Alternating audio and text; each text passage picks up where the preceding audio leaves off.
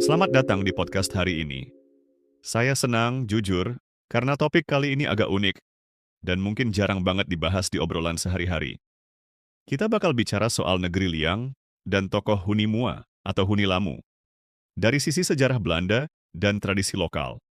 Jadi bukan cerita sejarah versi buku pelajaran saja, tapi juga dari sudut pandang masyarakat di Maluku sendiri.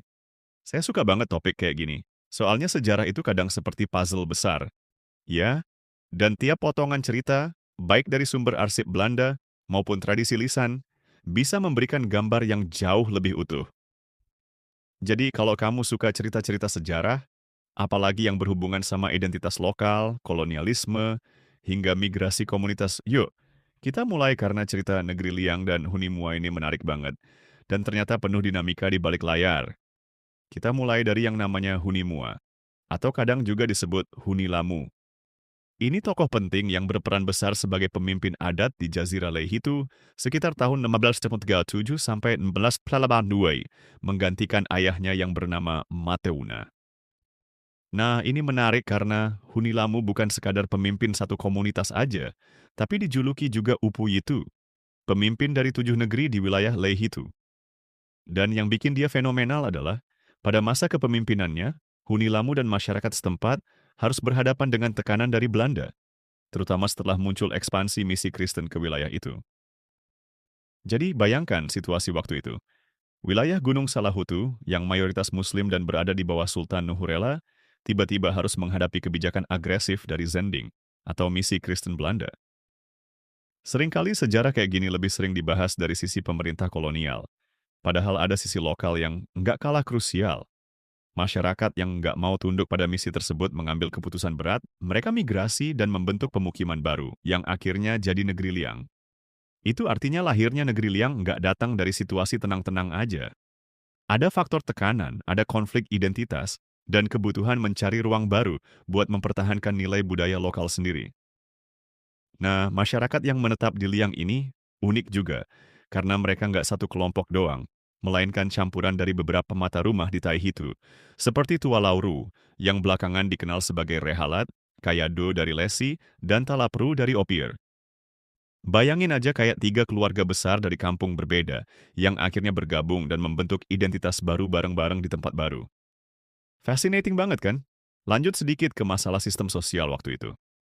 Sejak abad ke-17, VOI atau Verenigde, Oostindische Compagnie, yang sering banget disebut sebagai Belanda oleh masyarakat lokal, ngeset ulang struktur sosial negeri-negeri di Maluku, termasuk Liang. Sistem negeri itu sendiri merupakan gabungan antara model tradisional Maluku dengan sistem kolonial. Jadi masih ada raja lokal sebagai pemimpin adat, tapi dia juga bertanggung jawab ke VOC soal urusan produksi, khususnya cengkeh, yang waktu itu ibarat komoditas emas. Selain soal komoditas, VOC juga mengatur tanah adat, yang disebut dati, dan sistem kerja paksa, termasuk ekspedisi Hongi, yang seringkali sangat berat bagi masyarakat lokal. Oh iya, penting juga nih, VOC nggak cuma main di urusan ekonomi dan sosial, tapi juga mempengaruhi mobilitas permukiman. Kayak misalnya, banyak masyarakat negeri kayak Liang, yang awalnya tinggal di pegunungan, akhirnya dipaksa turun ke daerah pesisir. Kenapa? Karena VOC mau pengawasan mereka lebih gampang, dan akses perdagangan cengkeh langsung dari pantai bisa lebih terkontrol penuh. Kalau kamu pernah dengar ada banyak nama benteng di Ambon, seperti Victoria, Amsterdam, Leiden, dan Rotterdam, sebagian besar itu peninggalan VOC yang memang didesain untuk mengamankan monopoli dan kontrol mereka.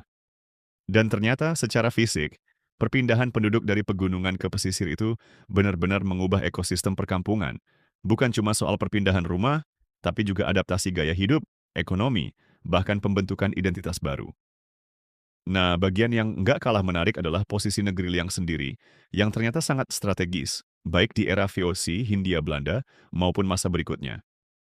Liang berada di wilayah pantai yang dikelilingi tanjung, itu bikin kawasan ini dianggap sebagai lokasi yang aman sekaligus cocok buat landasan pesawat amfibi.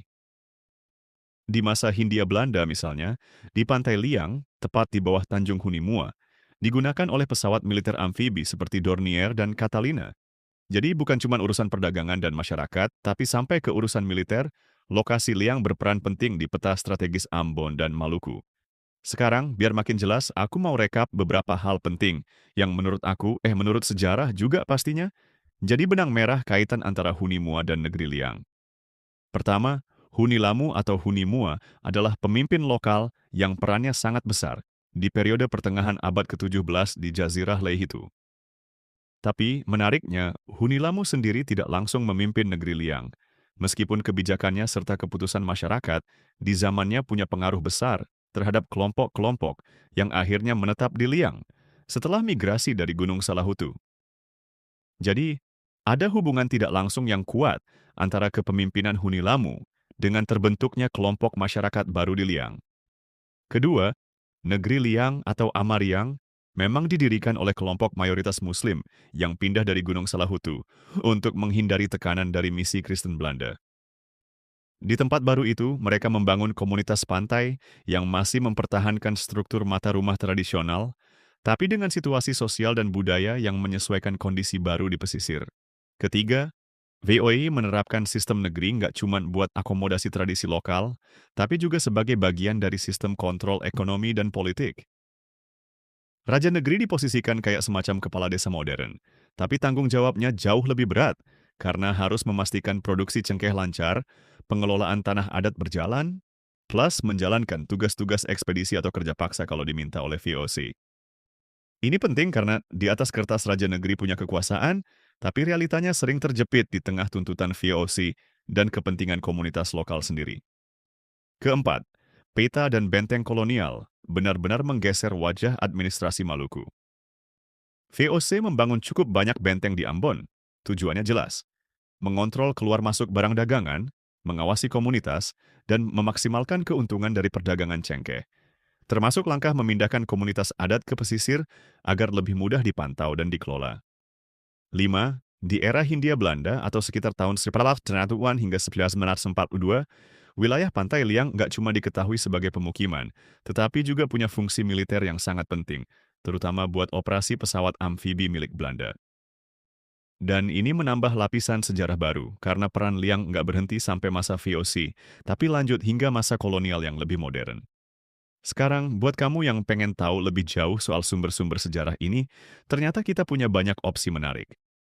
Arsip Nasional Republik Indonesia atau ANRI punya koleksi dokumen VOY yang cukup lengkap mulai abad ke-17 sampai 19.